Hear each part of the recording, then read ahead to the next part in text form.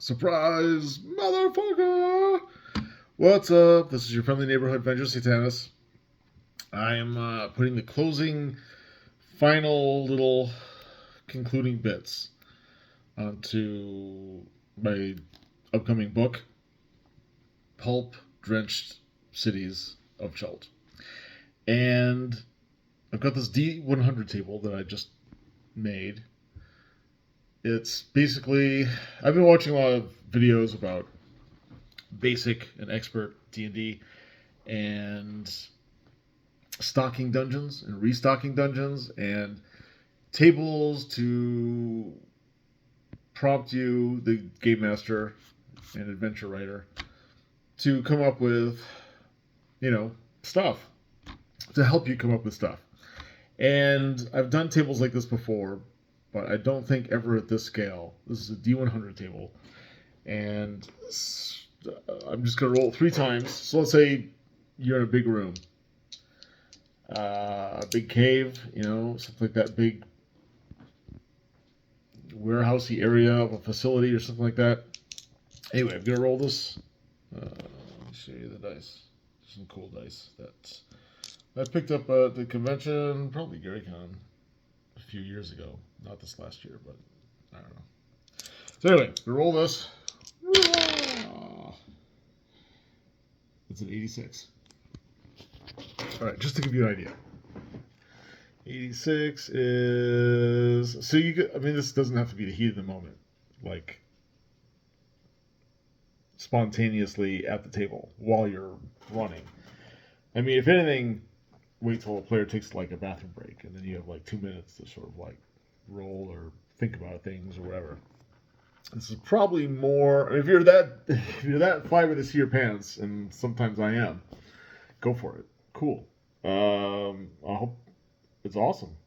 We should all aspire to not that level all the time, 100%, but I don't know, at least a third of the time. We should try to be flying as organic as possible. Anyway, so we roll 3 times. Okay, replicants, artificial people, and folks who aren't real but appear to be. Alright, roll again. What's that? That is a 59. I can't even show it because I don't know. What the hell's happening? Wait, can you see that? There we go. I'm all turned around. You can barely even see that, probably. Okay. But I assure you, it is 95. Okay, so 95 is... Let's say we're replicant. Let's say we're set on that, because that's the one I remember. Okay, 95. Cyberpunk. High-tech. Low-life. Mirror-shaded, fluorescent, mohawked, riggers, jackers, street samurai, mega corporations, cyberspace, shadow algorithm, urban sprawl, societal decay, neural implants, and cryptocurrency. Cool. Okay. So yeah, let's say replicants, cyberspace. I always think that's hard to use, but it's such a cool idea. You just use it as like a magic realm, I guess, or like an extraplanar closed universe, maybe. I don't know. 42. How prophetic. Let's see if we can get that. There we go. 42. And obviously this is just one take. This is... I'm doing it live, bitches! Undead. Skeletons, ghouls, liches, zombies, phantoms, tomb spawn, shambling things, or vampires.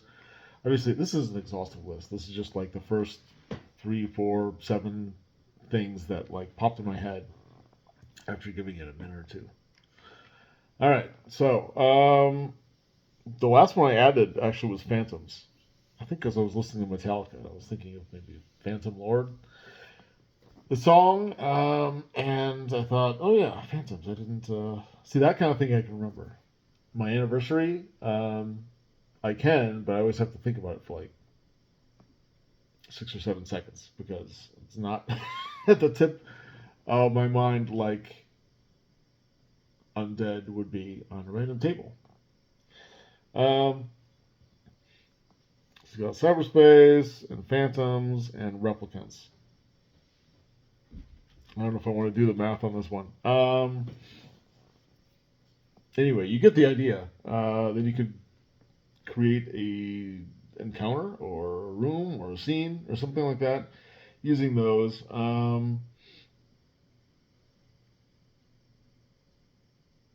mean, I guess Ghost in the Machine, like Phantom in cyberspace, and maybe a replicant has been sent from, I don't know, the future to capture the ghost, like Ghostbusters. I don't know, or maybe just defeat or destroy the ghost. Maybe the ghost is maybe it's like a virus that's like affected cyberspace or their version of it in whatever dimension. I said it was the future, but it could be a future dimension. Future dimensions in the Skinematic Vengerverse. That's an adventure title, at least, if not premise, right there. Yes. Okay, not totally baked. Alrighty, thanks for watching, and I mean, hopefully this is a proof of concept. I mean, I believed in this random table all along, but if you were skeptical, hopefully now you're like, "Hot damn, Venger was right." That's pretty cool and useful and deserves to be in this book. Because I know I keep saying this, but there's a chance that this could be my last book. I don't know. I mean, I'm hanging in there, financially speaking, and with the economics of Cortala's Publishing. Although, you know, I don't need this job to survive. I'll be fine. It's just that I don't know.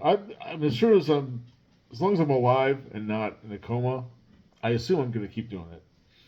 That is the basic assumption. Even though, like, I am taking a year off after this book before I release anything that's worthy, like big enough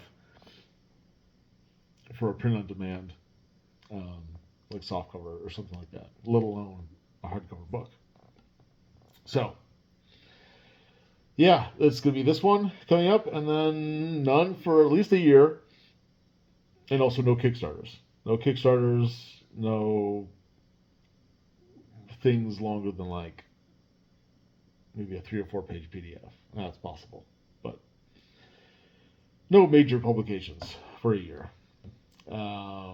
It's good for me, I think. I think I just need a little bit of time away.